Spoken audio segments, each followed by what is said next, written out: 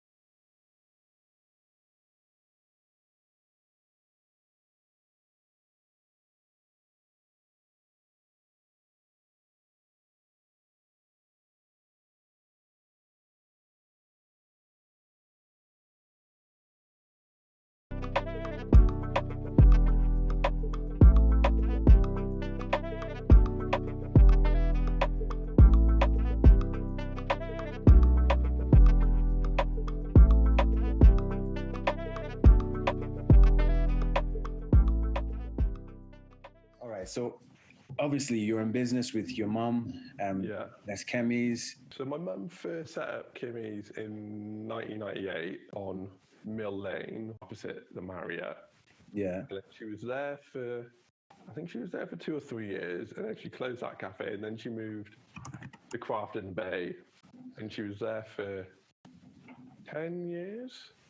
And then the cafe in Pontcanna, she opened in 2012, and I moved back to Cardiff in 2014.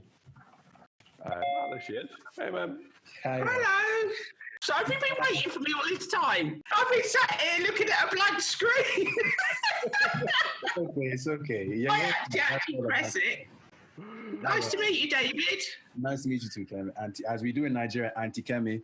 Good evening. Oh, yeah, of course. You have to go down as well. Are you going down? Hey, come on, do it. You see, I did it. I can't let Yeah. Yeah, you carry on, Patty. So I moved back in 2014. Mum was having, were you having a knee replacement or just general surgery? Oh, I was having a femur was fractured and reset. Yeah, something grisly, basically. Too much fighting. Too much dancing. Yeah, it was actually too much jazz funk and Northern Soul back in the day. Well, I've got 3 children, and Pat is the youngest. But they've all had to do their turn in the CAF when they were growing up. Well, it's always good to get them working early, get that work ethic instilled. Yeah. So have you always been business-minded, or what made you start your own business? I started training as a nurse initially in St George's in Tooting back in '80s, and then I started teaching. I drifted from nursing to teaching, but I always loved food. Food was a very big part of my childhood, and I was fostered. And my foster parents, my foster nan was Irish, very big into cooking and feeding children. She was a real feeder. Yeah. And it's like, pig's trotters, soda bread, pancakes. So from a very early age, I used to cook with her. Okay. And so food was always a big part of my life. But I went into nursing, teaching, blah, blah, blah. Had the kids and then thought, ooh, maybe this is a time I need to just go for it. I was sort of, teaching was getting ridiculous, too many little boxes to tick. Yeah. And so I just fancied another career change. And that's when I started and looked for premises and went for it. I think part of that is that Nigerian entrepreneurial instinct as well. Yeah. There's that strive, that work ethic, that, you're not going to be beaten. You've got the confidence, you can do it. Yeah. Very keen on education, but very keen on having that entrepreneurial spirit as well. Yeah. So I think that is in my genes. That was going to come out at some stage. Yeah. So yeah, it did. I hear that. They say Nigeria, they carry last. We don't fail. We don't ever come last place. Yeah. I hear that, yeah. So yeah. Was it easy to start up, or were there obstacles, or how did you find it? It was, people thought I was mad because children were young. I had a sort of safe career in teaching and all that goes with that stuff. I had no money, spare cash. We were always up to our limits on everything. And so I had the idea. I went to the banks to see if I could get loans. I tried different grants and different support systems. I seemed to fall through everything. Whatever I tried, I either wasn't employing enough people, or I wasn't in an area that had enough deprivation. There was something. And I had some friends that lent me some money, my family, my sister and brother-in-law. So everybody chipped in. So that's how we started. So I had to make it work, really, because everybody was invested, not just financially. Nobody asked for the money back or anything like that, but it was that emotional, we're supporting our friend, our sister, So I felt I wanted to make it work, and obviously for my own, my immediate family. Sometimes you haven't got that autonomy. If you have got grants and funding, you have to dance to the funder's tune, if you like. Yeah. So I had full autonomy. I didn't have a fridge from Coca-Cola, so I didn't have to stuff it full of, Lucozade and Coke and all that other stuff. I could put in whatever I wanted. So how have you found the process of coming through it and the ups and downs? But I had the cafe in Mill Lane for 3 years, the very first one, and that just didn't work out. I think I was naive to think a small independent would work in a big high street in Cardiff. And in the end, when I had a rent review, couldn't make it. So I finished. I went back to, I'd done some policy work with the voluntary sector. And I thought, I've had the dream. And then within a few weeks, I had another opportunity of crafting the bay. So it's almost like I was swept back in it. So I think, all the things that went wrong, I've seen as a learning experience. Like the 3 years in Mill Lane, it was almost like doing a degree course. And like with coronavirus, there's a few times in it, Pat, where we could, we're a small calf, this is going to be the end of us. But literally, we're reinventing ourselves almost on a weekly basis. I think it's rise to the challenge, you know what I mean? I'm like a phoenix. I'm out of those ashes every 5 minutes. I watched the documentary Rich Dad Poor Dad, and he was talking about how people are so afraid of failure. And to be honest, myself, it until like 2 years ago, a year ago, it never crossed my mind to start a business because it just seems like so intimidating. It's impossible. Yeah. But he said, no matter how hard it is at the start, it's a classroom. They don't teach you in school. Oh, exactly. They don't teach you. Every day is a school day with a business. Yeah. What you're doing is really important. And I hope that the aim of these type of sessions will be so people realize that you can do it. Before we get to the advice for young entrepreneurs, can you just talk about the menu, what you got going on?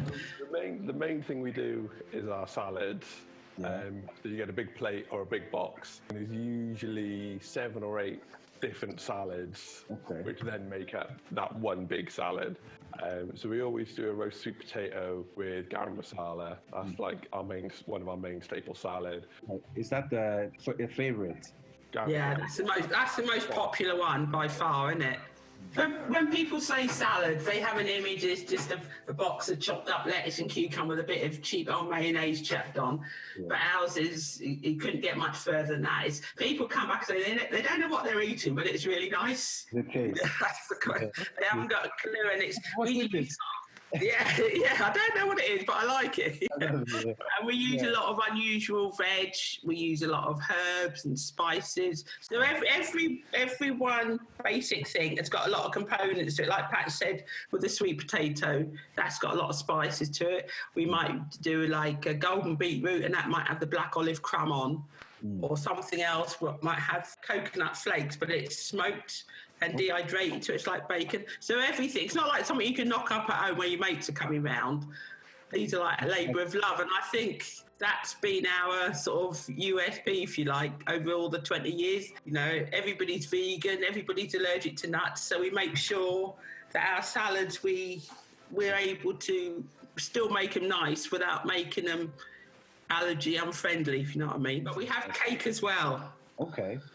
So we're not too righteous and preachy. So is there any advice that you can give for anybody who's thinking of starting their own business? I think you've like, if you think you've got an idea and I think you want to do it, then you should go for it. But I think what people don't realize, and like why self-employment isn't for everybody, you're going to be there all the time, every waking moment of your day. And even when you're not physically there, you're there mentally. It's a grind. You've got to be prepared to put everything into it, all your body and soul. I would say as well, whatever your idea is, to try and get a bit of work experience in that field. And if you say like you work in a cafe, but you want to have your own cafe, go and work in a different cafe to get a different perspective, or in an office or in a gym, whatever your idea is, try and get some proper work experience. Ask people who work in those fields. Yeah. So I think that education, that gives you a little bit of a cushion. Yeah. And if it don't work, don't see yourself as a failure. Just think, okay, then, you know, maybe I just need to reinvent it or think of something else or do another job and then maybe come back to it later on or a different idea. Awesome answers. Pat gave the gritty, the hard stuff, and you gave the icing on the top, and you finished. I like that, yeah. So my hope is that we can reach young people and let them see that you don't have to, if you can be in a gang, you can start a business. Whatever it is you think you can sell on the streets, you can sell things legally with that same hustle and make money. Yeah. I want desperately for people here to see Black people for who we really are, and that is not people who you should look down on. I hope that this is a step in the right direction, and I hope that more people are inspired. You know, if you want us to come and talk to people, give somebody some work experience in the cafe. I would love that. There's all sorts of stuff that we can get involved in. Being a little gang years ago, when I lived in Norfolk, that is like